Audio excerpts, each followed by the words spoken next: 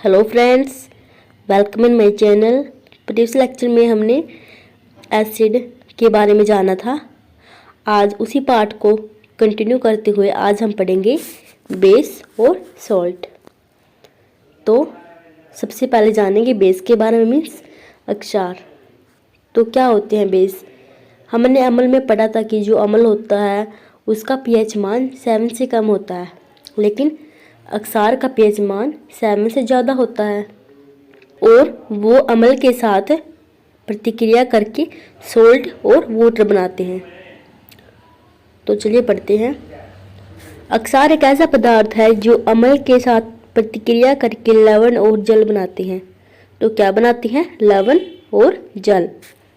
तो यहाँ पर देखिए NaOH,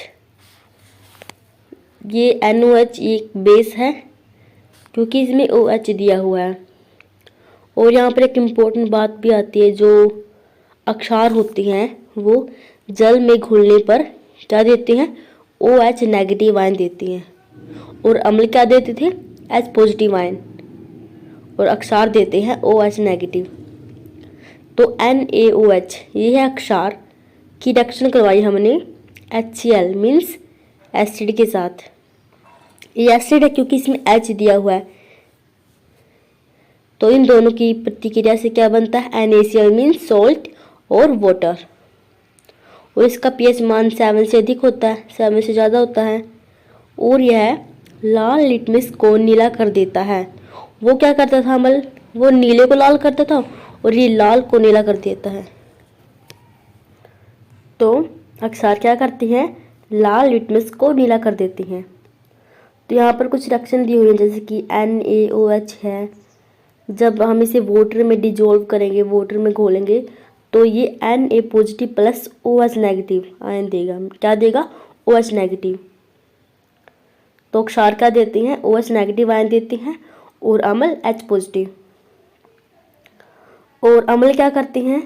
धातु के साथ अभिक्रिया करने पर वो H2 गैस निकालते। सॉरी, पॉइंट अम्ल का था कि जो अम्ल होते हैं वो धातु से अभिक्रिया करने पर H2 गैस रिलीज करते हैं। तो ये मेन पॉइंट्स थे अक्षार के बारे में कि अक्षार OH नेगेटिव आयन देती हैं, पीएच मान 7 से ज़्यादा होता है और लाल को नीला कर देती हैं और अम्ल के साथ अभिक्रिया करके NaCl बनाते हैं, मीन सोल्ट बनाते हैं। तो आगे आता है, किस गैस की उपस्थिति की जांच के लिए जब हम जलती हुई मोमबत्ती इस गैस के पास ले जाते हैं तो फट की ध्वनि से हाइड्रोजन गैस का दहन होता है। तो अगर क्वेश्चन आए कि कैसे पता चेक करें कि जो गैस है वो हाइड्रोजन गैस है, तो हम क्या करेंगे? इसके लिए मोमबत्ती को इस गैस के पास लेकर जाएंगे तो फट की आवाज़ से वो गैस हाइड्रोजन गैस का दहन होने लगता है। तो आगे आते हैं अक्षार के प्रकार, मीन्स टाइप्स ऑफ बेस। जैसे हमने अम्लों के प्रकार पढ़े, ऐसे ही हम अक्षार के प्रकार पढ़ेंगे। अक्षार भी 2 प्रकार के होते हैं। एक होता है सबल और दुर्बल, जैसे कि इसमें स्ट्रॉन्ग एसिड थे और वीक एसिड, ऐसे ही सबल और दुर्बल। और सबल को हम कहते हैं अल्कली और दुर्बल को कहते हैं बेस। तो पानी में घुलनशील अक्षार यानी अल्कली या सबल। तो क्या होता है सबल? जो पानी में पूरी तरह घुल जाती हैं, विखंडित हो जाती हैं या टूट जाती हैं, वो होते हैं सबल अम्ल। और दुर्बल अम्ल क्या होते हैं? जो पानी में पूरी तरह नहीं टूट पाते, विखंडित नहीं हो पाते, वो होते हैं दुर्बल अम्ल। दुर्बल अम्ल। यहाँ पर जो एग्जाम्पल्स हैं वो इम्पोर्टेंट है, वो आपको ध्यान में रखनी है। जैसे यहाँ पर एग्जाम्पल्स हैं KOH, ये है पोटासियम हाइड्रोक्साइड, और NaOH ये है सोडियम हाइड्रोक्साइड। ये दोनों एग्जाम्पल इम्पोर्टेंट है और अक्सर इनके बारे में भी पूछा जाता है एग्जाम्स में। तो ये दोनों सबल अम्ल के या फिर अल्कली के एग्जाम्पल्स हैं। उसके बाद हैं जो ZNO है या CuOH की ट्वाइस है, FeO, Fe2O3, ये सभी दुर्बल अक्षार हैं। ये सभी दुर्बल अक्षार हैं या बेस हैं। मिल्क ऑफ मैग्नीशियम या मैग्नीशियम हाइड्रोक्साइड MgOs की ट्वाइस, पेट की अम्लता दूर करने में इसका प्रयोग होता है।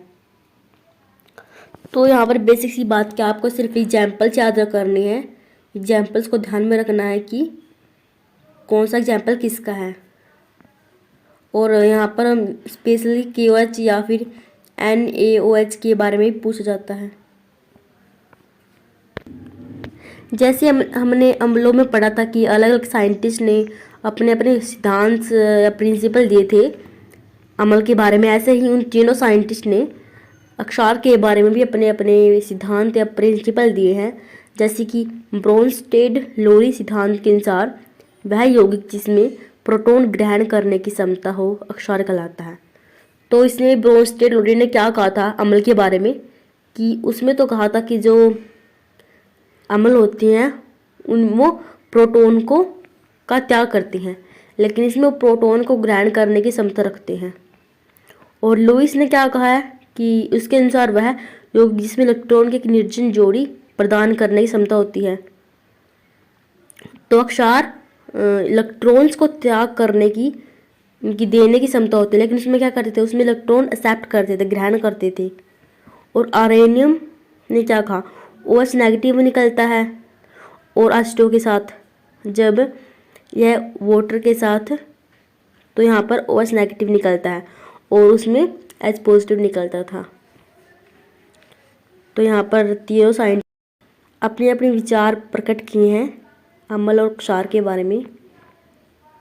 तो अब तक हमने पढ़ लिया क्षार के बारे में कि क्षार क्या होती हैं और क्षार कितने प्रकार के होते हैं, सबल होती हैं, दुर्बल होते हैं, और इन साइंटिस्ट के बारे में, किस ये साइंटिस्ट हैं उन्होंने क्या प्रिंसिपल दिए थे अक्षार के बारे में। तो अब आता है लवण व pH स्केल। तो क्या होता है लवण, जब अक्षार और अम्ल एक दूसरे से अभिक्रिया करते हैं तो क्या निकलता है, लवण निकलता है। अम्ल व क्षार की प्रतिक्रिया के फलस्वरूप लवण व जल का निर्माण होता है। तो लवण का निर्माण कैसे होता है, जब एसिड और बेस एक दूसरे से रिएक्शन करते हैं। आगे लवण के उपयोग, कि जो लवण है वो कहाँ कहाँ उपयोग होता है। सबसे पहले साधारण नमक है सोडियम क्लोराइड, जो NaCl होता है उसमें लवण का, ये NaCl का प्रयोग हम घरों में खाने में करते हैं और साथ में चार के परीक्षण में इसका प्रयोग होता है। तो साधारण नमक या फिर सोडियम क्लोराइड NaCl। उसके बाद एक खाने का सोडा या सोडियम बाइकार्बोनेट NaHCO3, पेट की अम्लता दूर करने में वह एक अग्निशामक यंत्रों में इसका उपयोग होता है। तो खाने का सोडा या फिर सोडियम बाइकार्बोनेट इसमें उपयोग होता है, और धोवन सोडा या सोडियम कार्बोनेट में भी Na2CO3 10H20 इसका प्रयोग होता है। कपड़े धोने में धावन सोडा या सोडियम कार्बोनेट का प्रयोग होता है। ये इंपॉर्टेंट है। पोटासियम नाइट्रेट, इन सब के बारे में तो हमने सोडियम पढ़ा था, जब उसमें पढ़ लिया था धोवन सोडे के बारे में या फिर खाने का सोडा। लेकिन ये जो पोटासियम नाइट्रेट है ये इम्पोर्टेंट है, जिसका फॉर्मूला होता है KNO3, और इसका प्रयोग कहाँ होता है, बारूद के निर्माण में इसका प्रयोग होता है। आगे है लवणों के प्रकार। लवण भी कई प्रकार के होते हैं, जैसे उदासीन लवण है, अम्लीय लवण है, क्षारीय लवण है। उदासीन लवण क्या होता है, जब pH मान एग्जैक्ट 7 पर होता है तो उदासीन होता है, मीन्स न्यूट्रल होता है। तो sodium chloride NaCl, sodium sulphate या फिर कैल्शियम कार्बोनेट, सोडियम कार्बोनेट, ये सभी उदासीन लवण के एग्जाम्पल्स हैं। सोडियम क्लोराइड जिसका फॉर्मूला होता है NaCl, और सोडियम सल्फेट Na2SO4, और सोडियम कार्बोनेट Na2CO3। तो ये तीनों सोडियम के हैं, और एक है कैल्शियम कार्बोनेट CaCO3। तो आपके ध्यान में रखने एग्जाम्पल्स। और फिर है अम्लीय लवण, इसके एग्जाम्पल है ammonium chloride NH4Cl, aluminium chloride AlCl3, sodium bicarbonate NaHCO3। तो आपको ये भी ध्यान में रखनी है। तो एग्जाम्पल तो आपको ध्यान में रखने ही हैं। उसके बाद है अक्षारीय लवण। अक्षारीय लवण के एग्जाम्पल्स हैं सोडियम एसीटेट और sodium carbonate, calcium hydroxy chloride. ये तीनों ही अक्षारीय लवण के एग्जाम्पल्स हैं। तो यहाँ पर देखिए, जैसे कि अगर हमारा एसिड है और बेस है, मीन्स अम्ल और क्षार दोनों स्ट्रॉन्ग हो, तो हमें साल्ट कैसा मिलेगा? न्यूट्रल, मीन्स उदासीन मिलेगा। जैसे यहाँ पर एक रिएक्शन देखिए, NaOH, ये स्ट्रॉन्ग एसिड है, सॉरी ये स्ट्रॉन्ग बेस है, ये स्ट्रॉन्ग बेस है, और HCl है स्ट्रॉन्ग एसिड। तो इन दोनों के कॉम्बिनेशन से हमें क्या मिला? NaCl, जो कि न्यूट्रल है, उदासीन है, और साथ में वाटर। लेकिन अगर एसिड स्ट्रॉन्ग हो और बेस वीक हो, अगर अम्ल सबल है और अक्षार दुर्बल, तो हमें क्या मिलेगा? हमें मिलेगा एसिडिक, मीन्स अम्लीय लवण मिलेगा हमें। जैसे यहाँ पर रिएक्शन देखिए, HCl जो कि एक स्ट्रॉन्ग अम्ल है प्लस NH4OH, ये क्षार है, मीन्स बेस। तो इनके कॉम्बिनेशन से क्या बना? NH4Cl, जो कि एसिडिक है।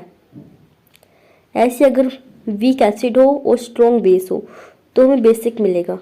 बेसिक मीन्स अक्षारीय लवण।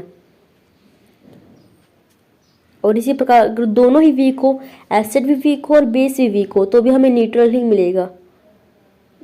तो आपको ये टेबल लर्न करनी है कि अगर दोनों ही एसिड और बेस दोनों ही स्ट्रॉन्ग हो तो हमें न्यूट्रल मिलेगा, और दोनों ही वीक हो तब भी हमें न्यूट्रल ही मिलेगा, मीन्स उदासीन ही मिलेगा। और एक स्ट्रॉन्ग और दूसरा वीक हो तो एसिडिक, अगर एसिड वीक और स्ट्रॉन्ग और बेस स्ट्रॉन्ग हो तो बेसिक। तो ये टेबल इम्पोर्टेंट है, आपको सभी बातें ध्यान में रखनी है। अब आता है पीएच मान। जैसे हमने प्राकृतिक अम्लों के बारे में पढ़ा था, उसी प्रकार पीएच मान भी होते हैं। जैसे यहाँ पर टेबल दी हुई है, ये है सारेंसन, इसे सारेंसन कहते हैं। इसमें देखिए यहाँ 1 से 7 तक, जो 7 से कम है वो अम्लीय होती हैं और 7 से ज़्यादा होती हैं अक्षारीय पदार्थ। और जो एग्जैक्ट 7 होता है वो न्यूट्रल होते हैं, मीन्स उदासीन होते हैं। तो यहाँ पर पीएच मान दिया हुआ है कुछ पदार्थों का, जैसे कि जो जल है उसका पीएच मान होता है 7 और दूध का पीएच मान होता है 6.4। सिरके का पीएच मान होता है 3, सिरका खट्टा होता है इसलिए इसका पीएच मान होता है 3। और जो मानव रक्त होता है उसका पीएच मान होता है 7.4। नींबू के रस का पीएच मान होता है 2.4 और NaCl का पीएच मान होता है 7, एग्जैक्ट 7 होता है, तो ये न्यूट्रल होता है NaCl। पीएच पैमाने का पता किसने लगाया? सारेंसन ने। और शराब का पीएच मान कितना होता है? 2.8 और आंसू का पीएच मान होता है 7.4। ये एग्जैक्ट न्यूट्रल के आसपास ही होती है आंसू, क्योंकि जो आंसू होते हैं वो टेस्ट में उनका कोई टेस्ट ही नहीं होता, ना वो खट्टे होते हैं ना कड़वे होते हैं, टेस्ट लेस होते हैं, इसलिए वो न्यूट्रल की श्रेणी में आ जाता है, उदासीन के आसपास। फिर समुद्री जल का पीएच मान। समुद्री जल तो कड़वा होता है तो उसका पीएच मान होता है 8.5 और जो मानव लार है मीन्स सलाइवा है उसका पीएच मान होता है 6.5 to 7.5 और जो मानव मूत्र है उसका पीएच मान होता है 4.8 to 8.4। ये सभी पीएच मान आपको ध्यान में रखने हैं। ये पीएच मान और जो पीएच है इसकी फुल फॉर्म होती है पोटेंशियल ऑफ हाइड्रोजन। ये मोस्ट इम्पोर्टेंट है और एग्जाम में इनमें से पक्का पूछा जाता है, 100% इसके बारे में पूछा जाता है, तो आपको सभी ध्यान में रखने हैं। तो ये था आज का हमारा लेक्चर। अगर आपको वीडियो पसंद आया तो प्लीज़ वीडियो को लाइक करें, चैनल को सब्सक्राइब करें। Thanks for watching.